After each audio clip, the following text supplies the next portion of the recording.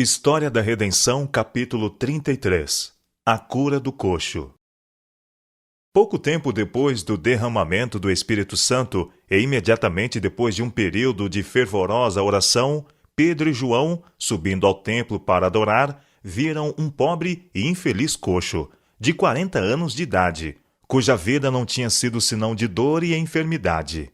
Este desafortunado homem havia desejado durante muito tempo ir a Jesus para ser curado, mas encontrava-se quase ao desamparo e estava muito afastado do cenário dos labores do grande médico.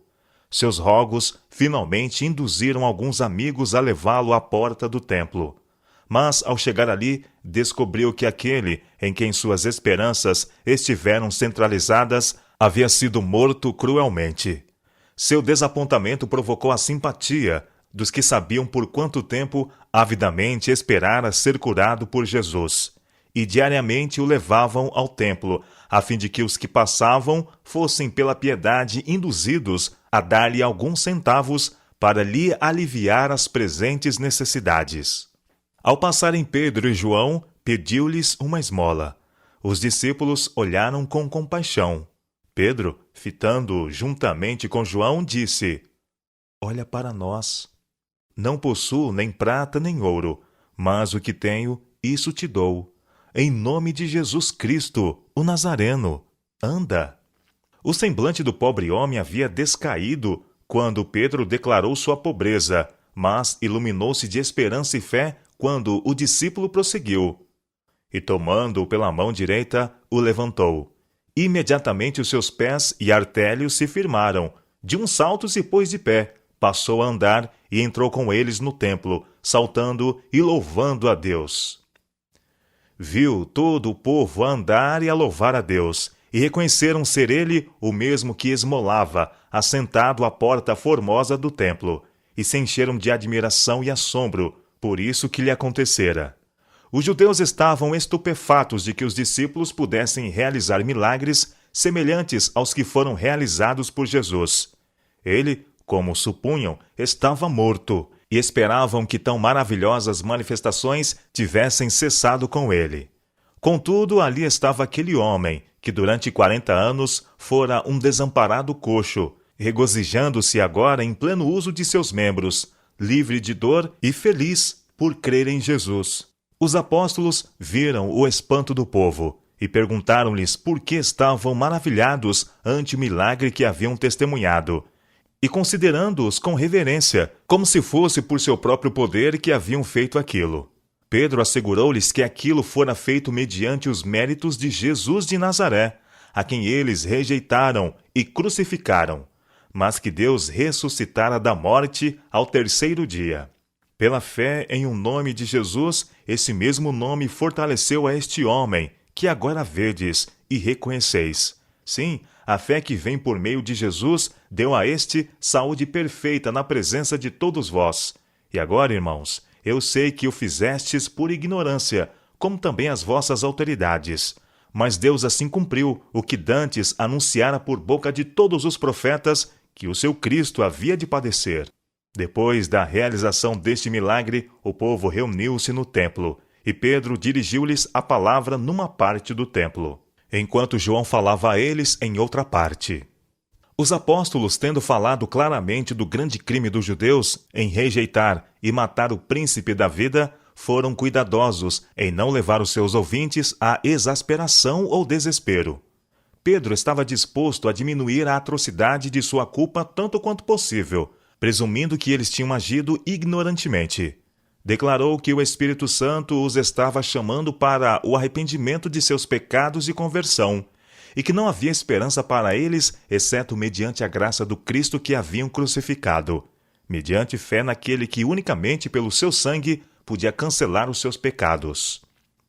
Prisão e julgamento dos apóstolos. A pregação da ressurreição de Cristo, e que mediante sua morte e ressurreição ele finalmente tiraria todos os mortos dos sepulcros, irritou profundamente os saduceus. Sentiram que sua doutrina favorita estava em perigo e sua reputação em risco. Alguns dos oficiais do templo, como o capitão do templo, eram saduceus. O capitão, com a ajuda de alguns saduceus, prendeu os 2 apóstolos e os colocou na prisão, pois já era demasiado tarde para que seu caso fosse examinado nessa noite. No dia seguinte, Anás e Caifás, com outros dignatários do templo, reuniram-se para julgar os prisioneiros, que foram então trazidos à sua presença. Naquela mesma sala, diante desses mesmos homens, foi que Pedro vergonhosamente negara seu Senhor. Tudo isso passou distintamente diante da mente do discípulo, que agora comparecia para o seu próprio julgamento.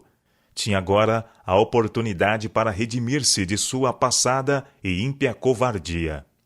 Os presentes, que se lembravam da parte que Pedro havia desempenhado no julgamento de seu mestre, lisonjeavam-se de que ele seria intimidado pela ameaça de prisão e morte. Mas Pedro, que negara Cristo na hora de sua maior necessidade, era impulsivo e cheio de confiança própria, diferindo grandemente do Pedro que fora trazido perante o sinédrio para ser interrogado. Ele estava convertido. Não era mais orgulhoso e jactancioso, mas destituído de confiança própria. Estava cheio do Espírito Santo, e mediante este poder havia se tornado firme como uma rocha, corajoso, embora modesto, em glorificar a Cristo. Estava pronto para remover a mancha de sua apostasia, honrando o nome que uma vez repudiara. A ousada defesa de Pedro.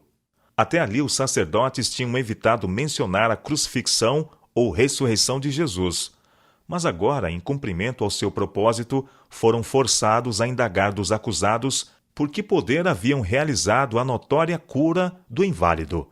Então Pedro, cheio do Espírito Santo, dirigiu-se aos sacerdotes e anciãos respeitosamente e declarou: Tomai conhecimento, vós todos e todo o povo de Israel, de que em nome de Jesus Cristo, o Nazareno, a quem vós crucificastes e a quem Deus ressuscitou dentre os mortos, sim, em seu nome é que este está curado perante vós. Este Jesus é pedra rejeitada por vós, os construtores, a qual se tornou a pedra angular. E não há salvação em nenhum outro, porque abaixo do céu não existe nenhum outro nome, dado entre os homens, pelo qual importa que sejamos salvos. O selo de Cristo foi posto sobre as palavras de Pedro, e seu rosto foi iluminado pelo Espírito Santo. Próximo a ele, como convincente testemunha, estava o homem a quem havia sido milagrosamente curado. A aparência deste homem, que apenas poucas horas antes era um desajudado coxo, mas agora restaurado à perfeita saúde e esclarecido acerca de Jesus de Nazaré, acrescentava peso de testemunho às palavras de Pedro. Sacerdotes, príncipes e povo estavam em silêncio. Os príncipes não tinham poder para refutar suas declarações. Tinham sido obrigados a ouvir aquilo que menos desejavam ouvir: o fato da ressurreição de Jesus Cristo e seu poder no céu de realizar milagres por meio de seus apóstolos na terra. A defesa de Pedro, na qual ele confessou corajosamente de onde obtinha sua força, apavorou-os. Ele se referiu à pedra rejeitada pelos construtores, significando às autoridades da igreja que deviam ter percebido o valor daquele a quem rejeitaram, mas que havia, não obstante, se tornado na pedra de esquina. Nestas palavras, ele se referiu diretamente a Cristo, que era a pedra fundamental da igreja. O povo estava espantado ante a ousadia dos discípulos. Pensavam que, por serem ignorantes pescadores, seriam vencidos pelo embaraço quando confrontados pelos sacerdotes, escribas e anciãos. Mas tiveram conhecimento que eles tinham estado com Jesus. Os apóstolos falavam como ele havia falado, com um convincente poder que silenciava seus adversários. A fim de ocultarem sua perplexidade, os sacerdotes e príncipes ordenaram que os apóstolos fossem afastados para que pudessem aconselhar-se entre si. Concordaram todos que era inútil negar que o homem fora curado mediante o poder concedido aos apóstolos em nome de Jesus crucificado. Alegremente encobririam o prodígio por meio de falsidades, mas a obra fora feita em plena luz do dia, diante de uma multidão de pessoas, e já viera ao conhecimento de milhares. Sentiram que a obra dos discípulos devia cessar imediatamente, ou Jesus ganharia muitos adeptos, e sua própria desgraça poderia seguir-se, pois estariam sujeitos a ser responsabilizados pelo assassínio do Filho de Deus. Apesar de seu desejo de destruir os discípulos, não ousaram fazer mais que ameaçá-los com mais severo castigo, se continuassem a falar ou agir em nome de Jesus.